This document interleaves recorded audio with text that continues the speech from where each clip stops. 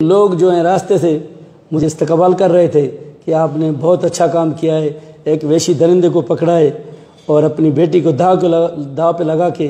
तो मेरी यही कहा कि भाई हम सिंध के लोग हैं, मेहमान नवाज हैं, वो 10 दिन हमारे घर में रही है, रोएगी, हमारे सारा ख़ानदान मर जाए तो मैं इसको नहीं छोड़ूंगा। 31 तारीख को ये तबस्सुम बेगम आई थी मेरे थाने पे, तो वहाँ मेरा बड़ा मुंशी हेड मोरर बैठा था। उसने बोला कि भाई खुदा इसकी मदद करो, हमें समझ नहीं आता ये औरत क्या कहती है। तो मैंने उसे इन्वेस्टिगेशन की पूछा कि बाबा क्या बात है। उसने बोला भाई मुझे एक बंदा लेके आया है, मेरे साथ ज्यादती भी की है और मेरी बच्ची भी छीनी है इन लोगों ने। मैंने बोला भाई इसके पास तुम्हारा कोई सबूत, कोई अता पता, कोई नंबर शंबर? बोले कुछ भी नहीं है, ये एक ही नंबर उसने लिख के दिया है, यही है, वो भी बंद जा रहा है। तो मैंने इसको बोला कि ठीक है आप 2 बजे थाने पे आ जाना दोबारा।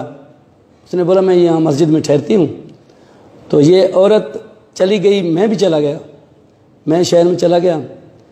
घंटे डेढ़ के बाद इस औरत ने दोबारा मुझे कॉल की कि भाई मुझे मस्जिद में भी सोने नहीं देते, मैं कहाँ जाऊँ, यहाँ मेरा घर भी नहीं है, तो मैं क्या कर सकती हूँ। मैंने बोला आप इधर थाने पे आ जाएं, मैं आता हूँ उधर।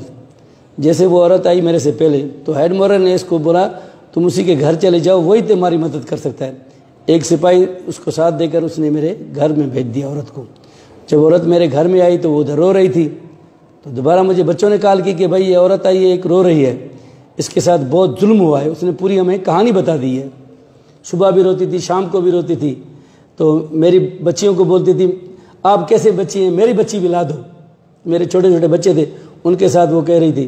तो मेरी बच्ची ने बोला, मैंने इनको जब बोला कि भाई तुमको ये करना है, बोले बाबा आप इजाज़त देते हैं तो हम करेंगे। फिर खैरुल्लाह का नंबर खुला हुआ था, जिस नंबर पे मैंने चेक किया तो खैरुल्लाह के भाइयों का नाम आ गया उधर, उनके सिमों का नंबर निकाला। फिर खैरुल्लाह के भाई से मैंने बात की कि भाई मैं एरिया मैनेजर हूँ, किफ़ालत प्रोग्राम के आपके 50,000 हमारे पास आए हैं इस नंबर पे, ये शनाख्ती कार्ड नंबर है, ये मोबाइल नंबर है, आप हमारे से ले लें। तो उसने बोला मैं सर बाहर हूँ, 1-2 दिन में आ जाऊँगा। मैंने 2 दिन उसकी वेट की। तो 2 दिन के बाद फिर मैंने उससे बात की। बोलता है ऐसे ही 25,000 तुम रखो, 25,000 हमारे को दो। मैंने बोला ऐसे नहीं होगा, आपकी थंब चाहिए, मुझे शनाख्ती कार्ड चाहिए। रखता तो मैं 50,000 रखता ना, तेरे को क्यों बोलता कि तुम ले जाओ। तो आप आ जाएं, आपकी सख्त ज़रूरत है हमें, जब भी आ जाएं, लेकिन जल्दी आ जाएं। मैंने बोला ये आ जाएगा तो मैं उस मंजिल तक पहुंच जाऊंगा, लेकिन वो नहीं आया। इस दौरान अपना खैरुल्लाह का नंबर खुला हुआ था। जैसे खैरुल्लाह का नंबर खुला तो मैंने उस औरत को बोला कि भाई इससे बात करो। तो खैरुल्लाह से बात की कि भाई मेरी बच्ची दे दो और खुदा के वास्ते। खैरुल्लाह ने इसको बोला कि तुम्हारी बच्ची मेरे पास नहीं है, उसके पास है। भाई उसका नाम जाना पहचाना न, अपना नाम बता रहे थे ना पता बता रहे थे। तो उसने बोला कि उसका नंबर तो बंद जा रहा है। औरत ने बोला, इसने बोला भाई नंबर मैं तेरे को देता हूँ, उसका नंबर ये खुला है। उसने मेरे को भी गाली दी है। थे तो एक ही मतलब इकट्ठे थे। जैसे उसने नंबर दिया तो मैंने नंबर लिखा और उसको ट्राई किया। औरत को बोला इस नंबर पे कॉल करो। जैसे इसने कॉल की तो उसने फ़ौरन इसकी बच्ची के साथ बात करवाई। मैंने बोला ये तो इकट्ठे बैठे हैं, एक बंदा नंबर देता है तो दूसरा बच्ची से बात करवाते, तो एक ही जगह पे है। तो मैंने बोला, बच्ची ने झटके में बोला मम्मी मुझसे बहुत इन्होंने ज़्यादती की है, मैं तो मर रही हूँ। तो इसको बच्ची को दोबारा इसने मारा। बोला ऐसे नहीं बोलो, बोलो मेरी तबीयत ख़राब है। तो मेरे बच्चे रो रहे थे, बोलते इतनी ज़्यादती की होगी तो ये बड़े जालिम है। मैंने बोला ठीक है कोई बात नहीं। उससे बोला, फिर खैरुल्लाह ने बोला नहीं, वो क्या नाम है अपना रफ़ीक ने बोला। रफ़ीक ने बोला कि औरत ला के दो तो तेरी बच्ची वापस करूँगा मैं। मैंने इसको बोला तुम बोलो कि 2-3 सब्र करो, 2-3 दिन, अभी मेरे से औरत तो मिलेगी नहीं, मैं कराची में हूँ। ये बोलता है मैं भी कराची में आया हूँ, जना में हूँ, तुम किधर हो? तेरी बच्ची को बोला मम्मी हम भी कराची में आए हुए हैं। इसने बोला मैं तो कराची में हूँ लेकिन आप तो मुझे नज़र नहीं आ रहे। तो उसने बोला जब तक औरत नहीं लाओगे बच्ची नहीं दूंगा, तेरे को भी मार दूंगा, तेरी बच्ची को भी मैं गला काट दूंगा। तो मैंने बोला इसको बोलो कि 2-3 दिन सब्र करो, हम कहीं औरत देखें। फिर मैंने बंदोबस्त किया, मैंने कहा लेडीज़ पुलिस ले आऊँ, घर में रखूँ उसको, ताकि ये काम वही कर सकती है। लेकिन लेडीज़ पुलिस मुझे नहीं मिली। बस मैं ये तय कर दिया कि बस अपनी बीवी से बात की। मैंने बोला ये तुम्हें कारनामा करना है। उसने बोला इंशाल्लाह आप बोलते हैं तो मैं कर दूंगी। बीवी से क्या बोला था? मैंने बोला तुम इसके साथ बात करो, इसको दिलासा दो, इसको जाल में फंसाओ, जैसे वो बोलता है तुम ऐसे करते जाओ। इस औरत ने बोला कि भाई 3 दिन के बाद बोले वो औरत मुझे एक हाथ आ गई है, वो नौकरी के लिए तैयार है, तो वो बहुत आपकी तारीफ़ कर रही है कि आप अच्छे आदमी हैं। उसने बोला ठीक है, उस औरत से बात कराओ मेरी बीवी ने उससे बात की। बोलता है हेलो जानू, क्या हाल है, खुश हो, कैसे हो, कहाँ पे हो? मेरी औरत ने बोला कि मैं कराची में हूँ। उसने बोला ठीक है। तो दोबारा बंद करके फिर उसने रिंग कर दी दोबारा। बोलता है तुम अपना नंबर दे दो। मेरी बीवी ने बोला भाई नंबर तो मेरे पास नहीं, मैं तो गरीब हूँ, मोबाइल होती तो तेरे पास नौकरी तो नहीं करती ना, मैं तो नौकरी के लिए तड़प रही हूँ। बोला तुम्हारी उम्र कितनी है? बोले उम्र मेरी 22 साल है। फिर दूसरे दिन मैंने इसको अपनी बच्ची से बात करवाई। जब मैंने बच्ची से बात करवाई तो ये फ़ौरन बोला कब आ रहे हो? मेरी बच्ची ने बोला हम कहाँ हैं, मुझे तो पता ही नहीं है ना, आप बताएं, हम तो कराची में रहते हैं, ना आपका नाम का पता है ना एड्रेस का पता है, कहाँ पे आए, कैसे आएँ? बोले आप कैंट पे चले जाएं, वहाँ से मरी कोच में बैठे या डोमकी कोच में, वो आपको उतार देगी कश्मीर में या तो देरा मोड़ में, जहाँ भी आप उतरे। इन्होंने बोला हमने देखा नहीं है, आप उधर खड़े हो जाना, हम आ जाएंगे। तो सुबह मैंने नमाज़ पढ़ कर गया, बच्चों से पूछा कि भाई सुनाओ फ़ोन शोन किया है उसने? बच्चों ने बोला कि हाँ उसने फ़ोन किया है। कि कहाँ पे? मैंने बोला उसको बोलो कि हम कश्मीर पहुँच गए हैं, होटल में बैठे हैं। तो दोबारा उसने पूछा कि कौन से होटल में बैठे हैं? तो मैंने बोला उसको बोलो कि मरी कोच के साथ ही होटल है, हम उधर ही बैठे हैं। हम उधर बच्ची को बोला जल्दी आ जाओ। उस औरत के साथ मेरी बच्ची आ गई। जैसे बच्ची आई वो बैठे थे उधर, तो ये होटल में नहीं आया।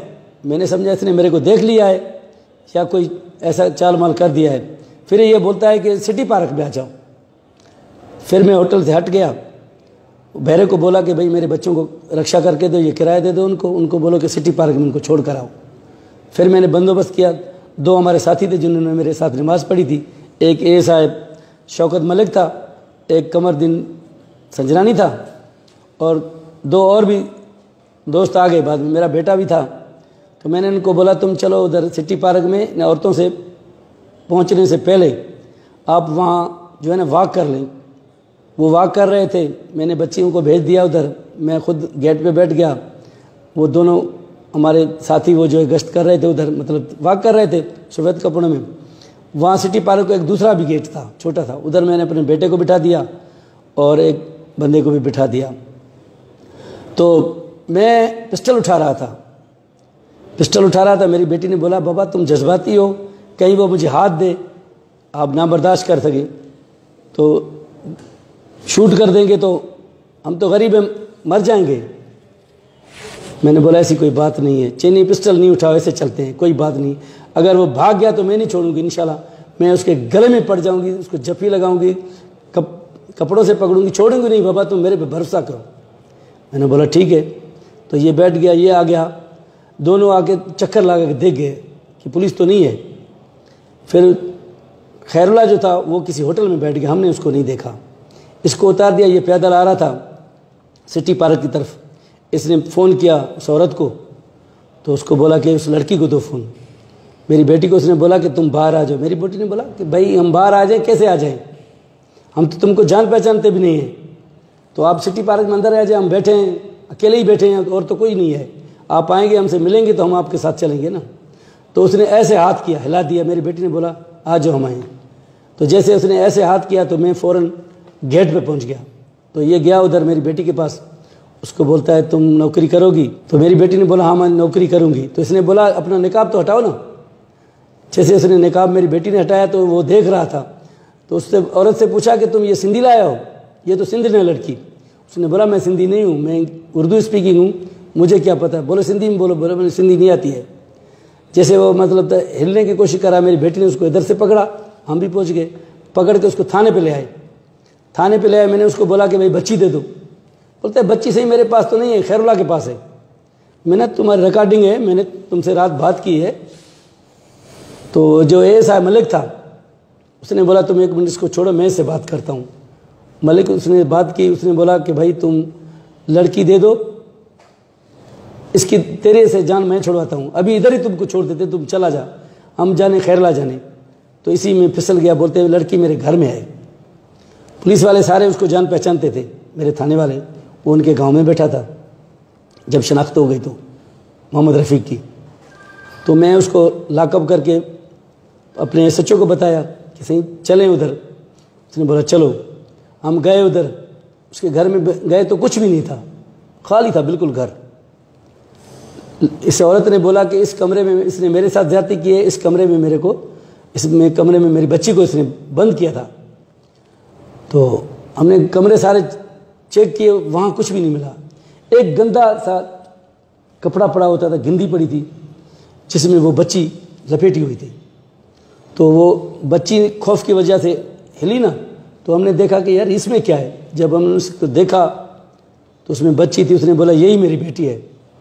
फिर मैं उस बच्ची को ले आया हूँ अस्पताल में, वहाँ उसकी ट्रीटमेंट हुई, फिर उन्होंने रेफ़र किया, मैं लड़का ने ले आया, लड़का ने भी मैं उसके साथ था। सबसे पहले मेरा SP साहब का फ़ोन आया, उसके बाद SHO तो मेरे साथ था, फिर DI साहब ने मेरे से बात की, बोले ऐसे लफ्ज़ नहीं है मोहम्मद बख्श जो मैं तेरे को कहूँ, मुझे कोरोना है, मैं कराची में हूँ, जैसे मैं आऊँगा तो आपको जो है ना बुला लूँगा, जो भी बात हो मेरे साथ करना, आ जाना। मैंने सुना है सिंध गवर्नमेंट ने 10 लाख रुपए दिया है अवार्ड, और पाकिस्तान गोल्ड मेडल भी दिया है, मेरी बच्ची को भी अवार्ड दिया है उन लोगों ने बोला है कि तुम्हारी बच्चों की जो है ना आला तालीम के लिए भी खर्चा हम देंगे।